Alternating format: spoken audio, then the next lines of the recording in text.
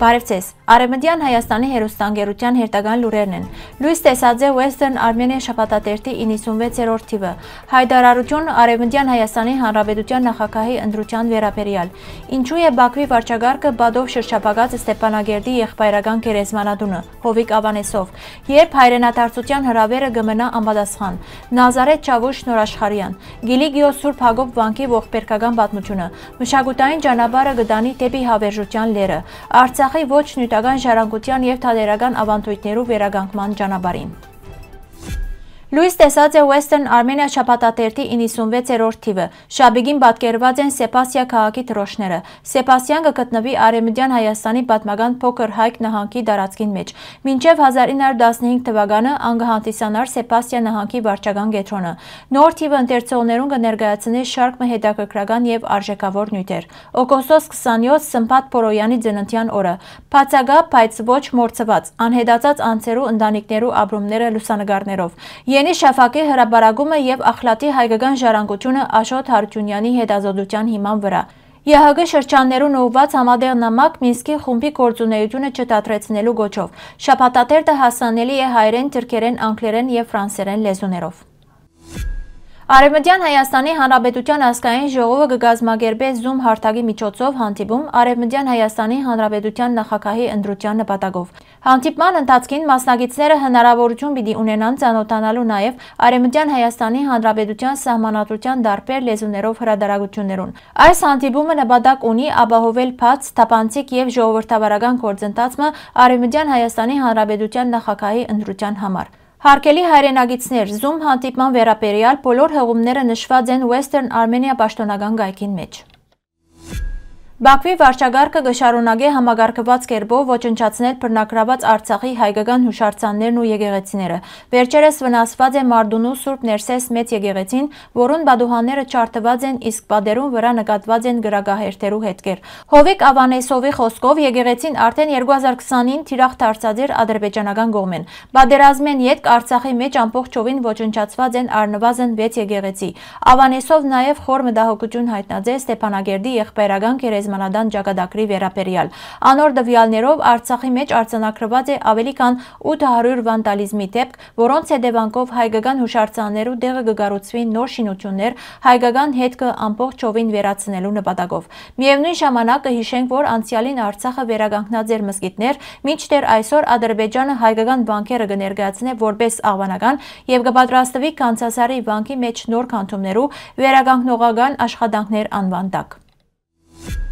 2025 թվականի նոյեմբեր 14-ին Ֆրեզնոյի պետական համալսարանին մեջ պիտի գայանա Գևորգ Օֆլազյանի դասախոսությունը հայրենիք թեդուն, երբ հայրենադարձության հրավերը կմնա անպատասխան նյութով։ Միջոցառումը կազմակերպված է հայագիտական ծրագրի շրջանակներուն մեջ և նվիրված է 1946-ին 1948 թվականներու հայրենադարձության շրջանին անդրադառնալով Լիբանանի այնջարի մեջ բնակող մուսալերցի հայերու փորձության։ Գևորգ Օֆլազյանը օգտվելով բանավոր պատմությունները, հուշագրությունները և մամուլի նյութերու վերլուծությունեն կհետազոտե, թե ինչու որոշ սփյուռքահայեր վերադարձած են Հայաստան, իսկ ուրիշներ ոչ։ Անոր համաձայն հայրենիք վերադառնալու որոշումը բարդ եղած է պայմանավորված քաղաքական, կրոնական, նյութական և ընտանեկան գործոններով։ Դասախոսությունը բաց է հանրության համար և պիտի հեռարձակվի նաև YouTube-ով։ Նազարեթ Չավուշ Նորաշխարհյան ծնած է 1863 թվականին Զեյթունի մեջ ազնվական դոհմեմը։ Ան իշխան Աստվածադորի հորեղբորորդին էր և Զեյթունի գլխավոր հերոսներեն մեկը։ Նորաշխարհյան իր ամբողջ կյանքը նվիրեց հայրենիքի ազատագրական պայքարին, դառնալով Զեյթունի ինքնապաշտպանական շարժման խորհրդանիշներեն մեկը։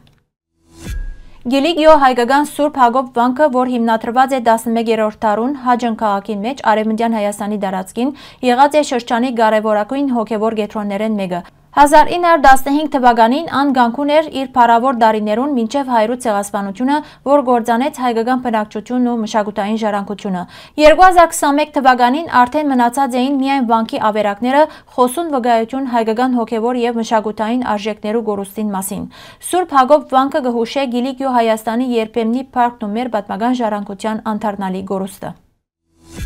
Հայկական մշակույթն ու ժառանգությունը չեն սահմանափակվիր ոչ ժամանակով, ոչ ալ տարածությամբ։ Արարատը որպես հայության վեհ խորհրդանիշ մինչև այսօր կմնա մեր ազգի հիշողության եւ ինքնության բահաբանը այն հողին վրա, որ կնկատվի Արևմտյան Հայաստանի սիրտը։ Երբ կպատկերավորվի հայկական քորկը հին հողի եւ թարավոր պատմության հետ միացոլված, անմեզ կդանի դեպի Արարատի վեհ ու հբարտ կերպարանքը, կհիշեցնե մեր ոչնչացված հուշարձանները, ավերված քաղաքները եւ չնչված ավանդույթները, որոնք ժամանակ մը փայլ գուդային Արևմտյան Հայաստանի մեջ։ Աշխարհը կծածկվի լուր միակույն երանգներով, սակայն հայկական քորքի վառ գույները գարդացոլեն մեր պատմությունը, արհեստը եւ հայ ինքնության անչնչելի նշանները։ Ամեն թել շշնչանք մնեն նախնիներու ցայնեն, ամեն նախշ հայրենասիրության արդացոլանք։ Եվ մեր քայլերը այս սրբազան ճանապարհով մեզ կմոտեցնեն այն քաղաքագործության սրդին, որ տարերու ընթացքին թիմադրեց, վեր բարձացավ եւ գրգին փայլեցավ, նույնիսկ այնտեղ, ուր պատմությունը գարձես կորսնցուցած էր իր ցայնը։ Արևմտյան Հայաստանը, ինչպես Արարատը, կմնա հայ մշակույթի հավերժական նշանը գոչնելով չմոռնալ արմատները, բահբանել ժառանգությունը եւ շարունակել ուղին դեպի հոգու ուխտակնացություն։ Վերածնած Ստեփանագերդի Վահրամ Փափազյանի անվան հայկական դրամատիկական թատրոնը նոյեմբեր 12-ին պիտի ներկայացնե իր առաջին բեմադրությունը Երևանի Բադանի հանդիսադեսի թատրոնի բեմի վրա։ Ներկայացումը կգոչվի Արցախյան սիրո հեքիաթ, գրված Ալեքսանդր Մանասյանի գոմեն Արցախյան փառփարով։ Այս ներկայացումը եղած է թատրոնի վերջին բեմադրությունը Ստեփանագերդի մեջ մինչև 44 օրյա պատերազմը։ Թատրոնի վերադարձը իրականություն դարձած է դիալոգ կազմակերպության եւ Հայաստանի թատերական գործիչներու միության համատեղ ջանքերով։ Այս նախաձեռնությունը նաեւ հնարավորություն կտա մայրաքաղաքի հանդիսադեսին վերաբերելու Արցախյան մշակույթի ջերմությունը եւ մարդկային բարձությունը։